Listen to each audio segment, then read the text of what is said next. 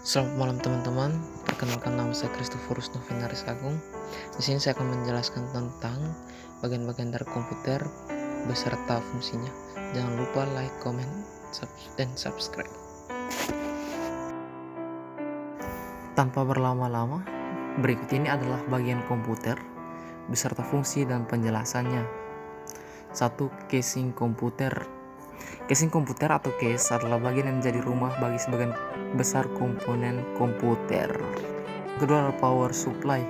Power supply atau PCU adalah komponen yang mengkonversi arus listrik atau AC menjadi DC bervoltase rendah sehingga bisa dijadikan sebagai sumber daya bagi semua komponen komputer. Yang ketiga adalah motherboard. Motherboard adalah papan sirkuit terintegrasi yang menjadi komponen utama dari sebuah komputer. Fungsinya adalah menghubungkan seluruh komponen utama komputer seperti CPU, RAM, DVD, CD, ROM, hard disk, SSD. Berikut ini adalah komponen-komponen komputer yang diletakkan langsung di motherboard, antara lain CPU atau prosesor. CPU atau Central Processing Unit atau yang lebih dikenal dengan prosesor merupakan otak dari komputer. CPU bertugas melakukan kalkulasi setiap perintah yang dijalankan komputer. Yang kedua, chipset. Fungsinya adalah penghubung komunikasi antar CPU dan komputer lainnya. Yang ketiga, RAM atau memori. RAM atau Random Access Memory tugasnya adalah menyimpan data dan berbagai proses agar bisa diakses dengan cepat oleh CPU atau komputer lainnya. Yang ketiga, video card atau CPU. Video card adalah komponen komputer yang bertugas memproses grafis. Mayoritas pengguna komputer hanya memerlukan GPU internal atau integrate, tetapi gamer, animator, desainer, dan sebagainya memerlukan dedikasi GPU yang memiliki kapasitas yang besar. Yang keempat, ROM. ROM atau Read Only Memory adalah tempat simpannya firmware, BIOS, dan pengaturannya. Komputer modern terbaru saat ini mayoritas sudah menggunakan UEFI dan tidak lagi menggunakan BIOS. Yang kelima, CMOS. Baterai CMOS ini memberikan daya bagi chip BIOS sehingga pengaturan BIOS dan tanggal tidak hilang dan tetap berjalan meskipun komputer dimatikan. Yang keenam adalah bus.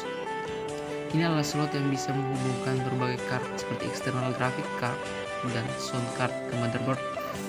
Sound card. Yang berikutnya sound card. Hampir semua motherboard memiliki sound card internal untuk memproses suara. Namun demikian, pengguna bisa menambahkan juga sound card eksternal jika memang dibutuhkan untuk keperluan tertentu. Yang berikutnya adalah hard disk atau SSD.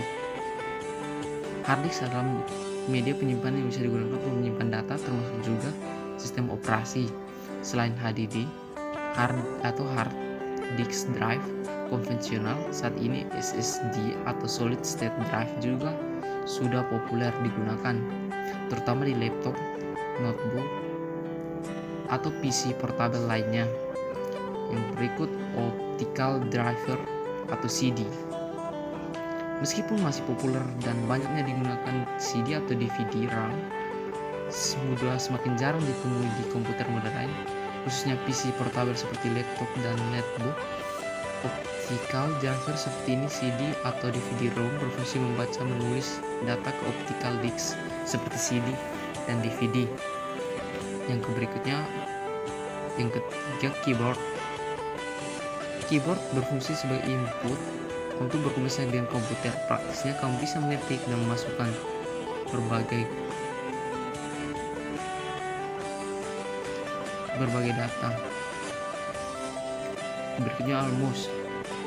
Mouse juga merupakan input device yang sangat penting untuk bernavigasi, mengoperasikan komputer. Dengan adanya mouse, kamu bisa menggerakkan pointer dan memilih opsi di layar komputer. Yang berikutnya adalah monitor. Bersama dengan graphic card atau video card, monitor berfungsi untuk menampilkan grafis di komputer. Selain itu, Monitor konvensional, monitor touchscreen kian menjadi populer